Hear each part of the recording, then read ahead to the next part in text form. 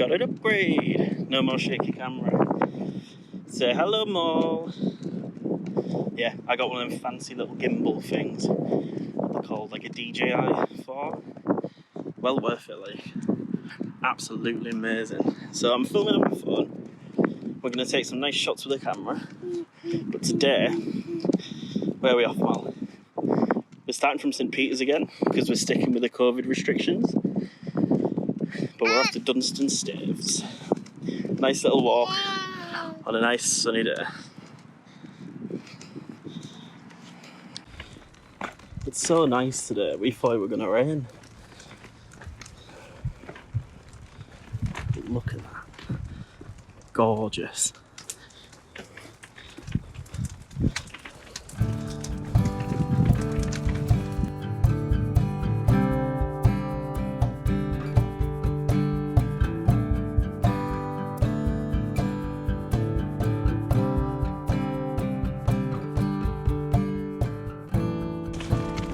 I do want to mention, if you fancy, because I probably won't end up coming back to St. Peter's Basin now since I've started twice.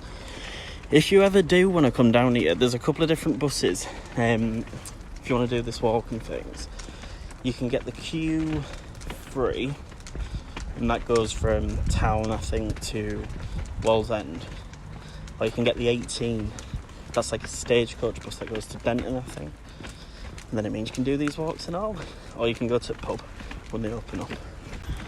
I was being right cautious. I thought, right, last time I wore shorts, this time I'll wear jeans. But look at me, man, it's boiling. And there's me deciding to wear these black bloody jeans.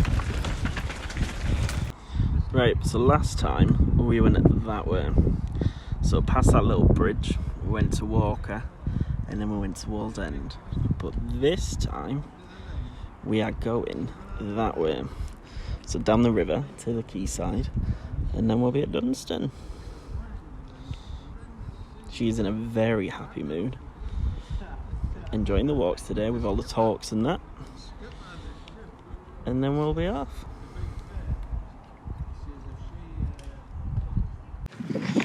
So on this walk there's some, if none, inclines, sharp ones or anything like that. So it's pretty good for like family walks, or if you're not able to climb them hills and things like that. It's all gravelled or obviously main footpaths and things like that, so you don't need to worry about traversing dirt or anything. So yeah. Now this area here used to be called Mushroom. So this road was the main kind of street in the little area. There used to be a public house round about just past the gates, and then a small quay past the gates. I shouldn't really film on military property, should I? But if you can see there, there's the old rails for Spiller's Wharf. It's hard to believe they're still in existence. But yeah, I'll put some pictures on. There was a pub, there was a load of dwellings.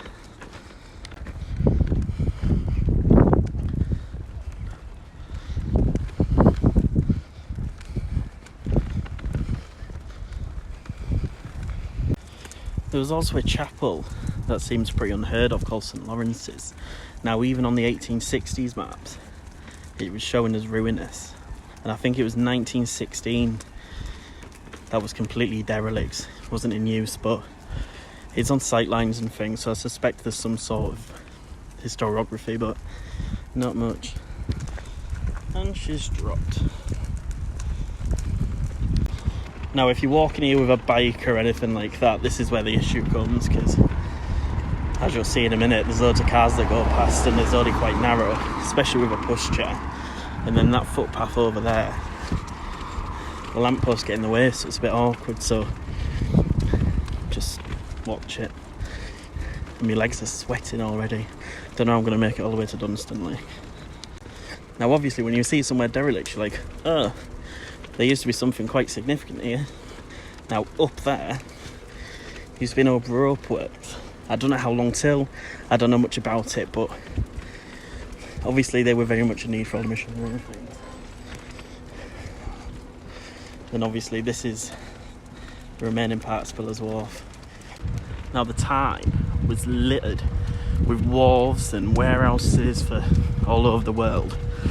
The one with the bike shed down there and the cafe and that was for Malmo, I think. So that was for Scandinavia. Might be Malmo, might be Norway, one of them. That's where those ships stopped. They obviously held probably fish, rubber, things like that.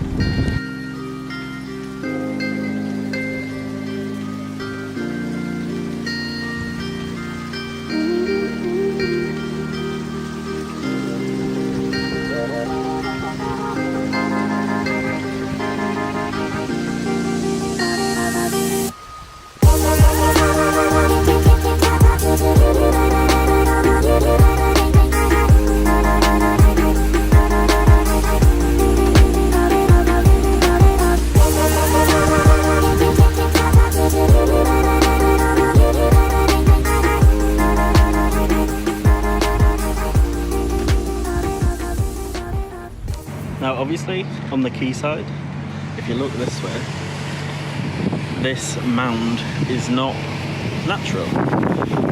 Right there used to be the exit of the tunnel for the Quayside Railway. It used to go all the way down there.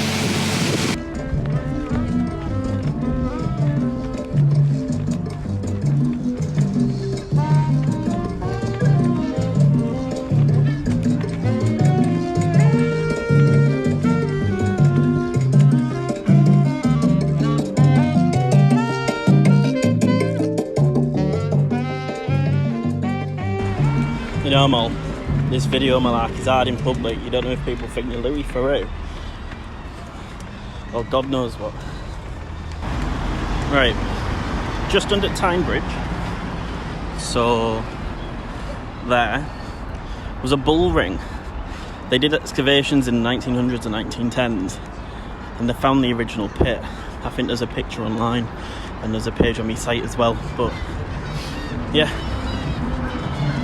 There's the swing ridge looking beautiful as ever.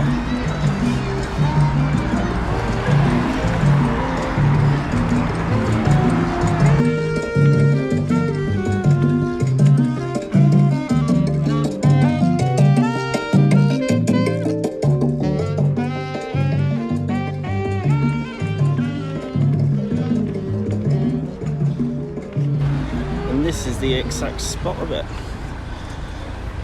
There's no markers or anything, but if you look at that little metal in between them two, that little metal rod, a bollard or whatever you call it,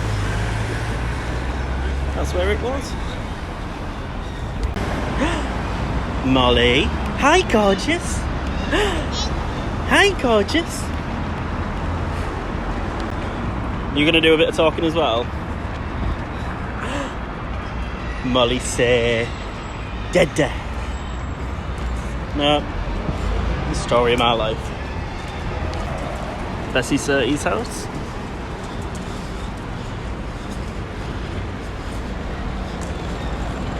Now sadly, the swing bridge rarely opens anymore. I've been trying to get times for ages, but it doesn't seem to be any apart from maybe once every month or something, which is a shame.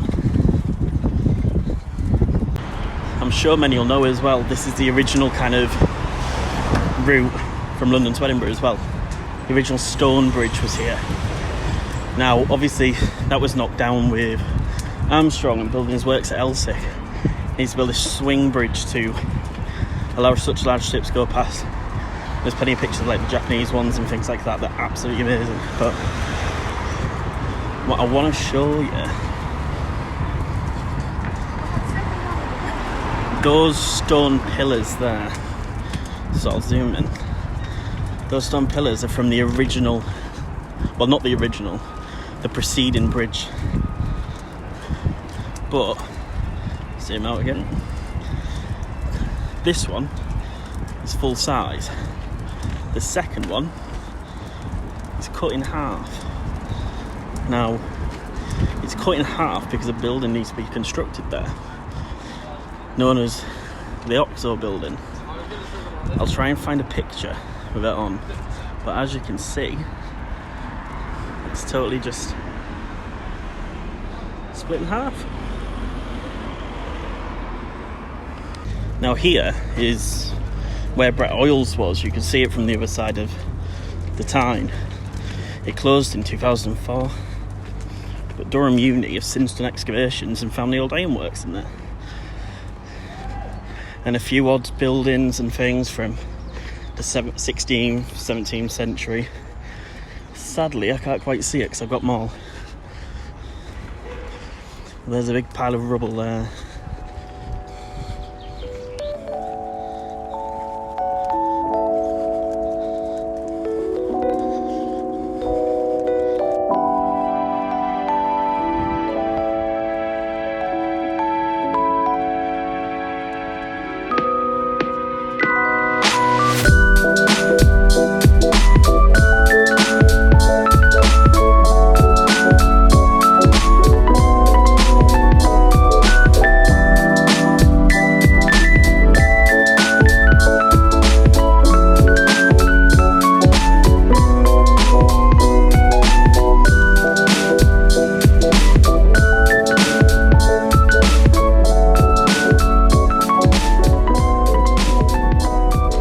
Quite hard to see, but right up there is the original Greensfield Gateshead station. So from the Newcastle to Carlisle, it came from down there, it came up a big incline, arrived there, that became Gateshead Depot, and then it became housing. It was where all the main locomotives to Newcastle station were. Interesting enough, right under the bridge on the other side was a shipbreaking yard. Now, I can find little if any info on it, so if anyone's a bit more, let me know. But obviously 19th century, just bring ships down here and just break them up.